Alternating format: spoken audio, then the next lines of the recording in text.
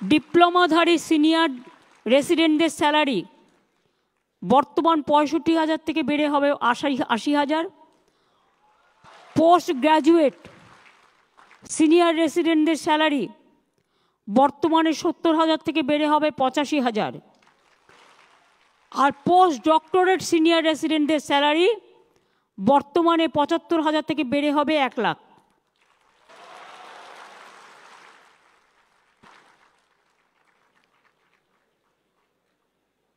আর intern house staff post graduate training post doctor training সবার জন্য 10,000 টাকা করে বাড়ানো হবে, সেটা তো আমি অলরেডি বলে দিয়েছি।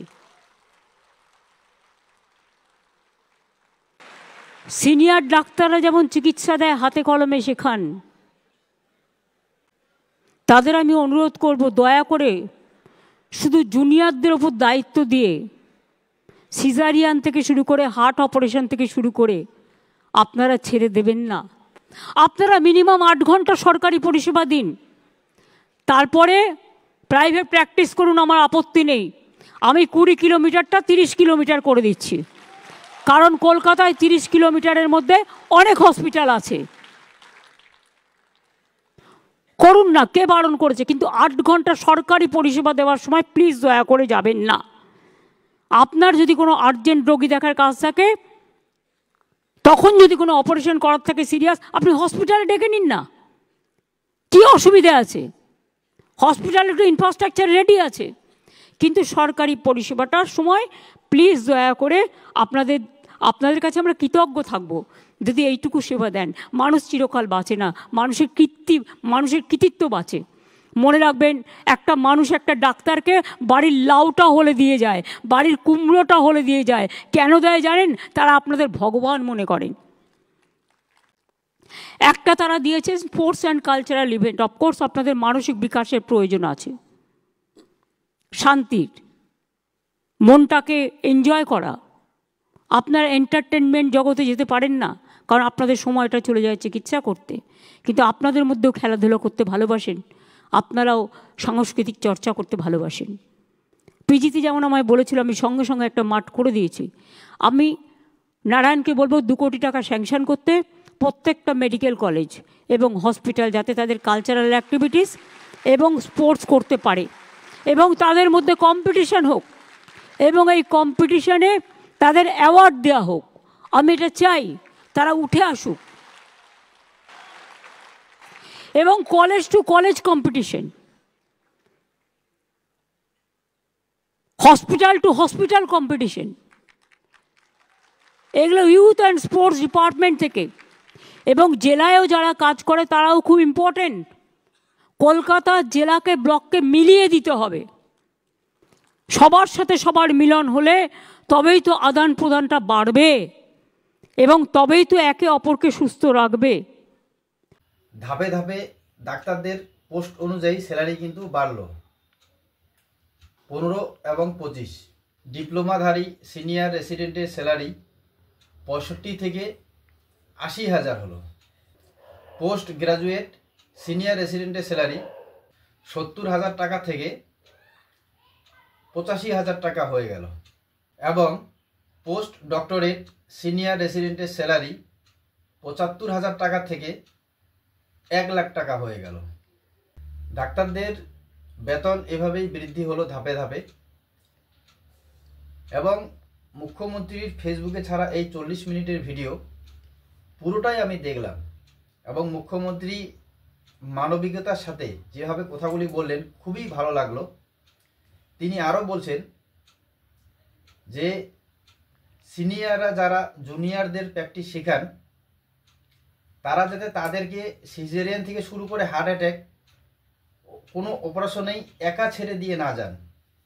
এবং তার সাথে সাথে এটাও বললেন যে তাদেরকে 8 ঘন্টা মিনিমাম, যাতে এই 8 ঘন্টা ডিউটিটা কমপক্ষে করেন হসপিটালের মধ্যে, তারপরে যাতে তারা প্রাইভেট প্র্যাকটিস করেন এবং প্রাইভেট প্র্যাকটিস করার জন্য যদি কোনো রুগীর সিরিয়াস কিছু হয়েও যায়, তারা যাতে সরকারি হাসপাতালেই নিয়ে আসেন, কারণ সরকারি হসপিটালে বর্তমান কোনো অসুবিধা নেই, সেখানেই ট্রিটমেন্ট করুক।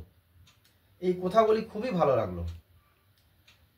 কিন্তু সবথেকে যেটা বড় কথা যে এই ডাক্তাররা আমাদের পরিষেবা দিতে গিয়ে এবং অনবরত ডিউটি করতে গিয়ে যে মন মানসিকতার একটা হ্যারাসমেন্ট হয়, সেটার জন্য কিন্তু মুখ্যমন্ত্রী এই ডাক্তারদের জন্যেই প্রতিটা মেডিকেলে বা হসপিটালেই গ্রাউন্ডের ব্যবস্থার কথা বললেন, এবং মেডিকেল টু মেডিকেল এবং হসপিটাল থেকে হসপিটাল পর্যন্ত কম্পিটিশনের কথা, খেলাধুলার কথা। কারণ এই ডাক্তারদের যদি মন মানসিকতা ভালো থাকে, ফুর্তি থাকে, তবে তারা বেশি করে পরিষেবা দিতে পারবেন। এবং এই খবরটি দেখতে গিয়ে আমি সোশ্যাল মিডিয়ায় আরও খবর দেখলাম, এবং এই বেতন বৃদ্ধিতে যে ডাক্তাররা খুশি, তারা কিন্তু খবরের সামনে মানে মিডিয়ার সামনে এই স্যালারি বাড়া নিয়ে অনেক মন্তব্যই করলেন এবং মুখ্যমন্ত্রীকে ধন্যবাদও জানালেন। এবং কিছু কিছু ডাক্তার বললেন যে কিছু ডাক্তার যারা প্রাইভেট প্র্যাকটিস করে, এই বেতন বাড়ার জন্যেই তারা প্রাইভেট প্র্যাকটিসের দিকেও নজর কম দিবেন। কারণ এই বেতন বেড়ে গেছে, সেটা পরিপূর্ণভাবে তারা আরও মনোযোগ দিয়ে সরকারি পরিষেবাই দেবেন। তো এবার স্বাস্থ্য ব্যবস্থায় হয়তো একটু পরিবর্তন হতে চলেছে, তবে দেখার এটাই, কারণ মুখ্যমন্ত্রী স্বয়ং যেখানে ডাক্তারদের রিকোয়েস্ট করে বলতেছেন যে 8 ঘন্টা কমপক্ষে সরকারি হাসপাতালে ডিউটি করতেই হবে, এবং মানবিক হিসাবেই করতে বলছেন। কিন্তু বর্তমানে আমাদের যে সরকারি হসপিটালের পরিষেবা আমরা বিভিন্ন সময় দেখে থাকি, এই বেশি দিনের কথা না, এই 2-1 দিনের কথা, যে সরকারি হসপিটালে পেশেন্ট অ্যাডমিশন করানো আছে, তার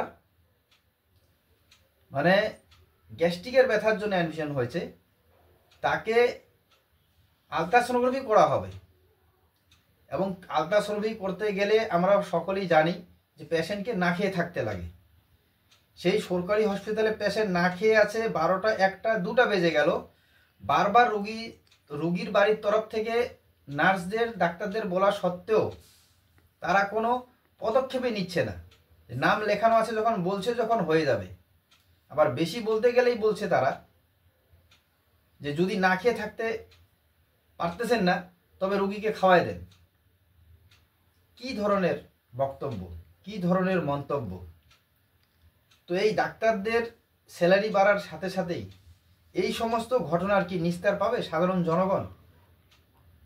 কারণ প্রাইভেট প্র্যাকটিস করতে মানা নেই, 8 ঘন্টা ডিউটি করে তারপরেই করুন, কিন্তু আমরা অনেক সময় দেখে থাকি যে সরকারি হসপিটালে পেশেন্ট অ্যাডমিশন আছে, তবে ডাক্তারের পাত্তা নেই। অনেক সোশ্যাল মিডিয়ায় ভাইরাল ভিডিও আছে, বর্তমানও সেরকমই চলছে। কারণ সাধারণ মানুষ হসপিটালে গিয়ে এটা জানার চেষ্টা করলেও তারা জানতে পারেন না যে ডাক্তারবাবুর আন্ডারে আমার পেশেন্ট অ্যাডমিশন করানো আছে, সেই ডাক্তারবাবু বর্তমান কোথায়, এবং তাদেরকে সঠিক ইনফরমেশনও দেওয়া হয় না। যতটুকু আমি ব্যক্তিগত মতে জেনেছি, বা আমি নিজেও এই হসপিটালে অনেক সময় রুগীর সাথে যাই, আমার আগের ভিডিওতেও বলা আছে। তবে এই সমস্ত জিনিসগুলো থেকে কি সাধারণ পাবলিক নিস্তার পাবে এই বেতন বাড়ার জন্য? আপনারা কি বলেন? ভিডিওটা আপনারাও পুরোপুরি দেখলেন, আপনারাও আপনাদের ব্যক্তিগত মত কমেন্টে অবশ্যই জানাবেন। জয় হিন্দ, জয় বাংলা।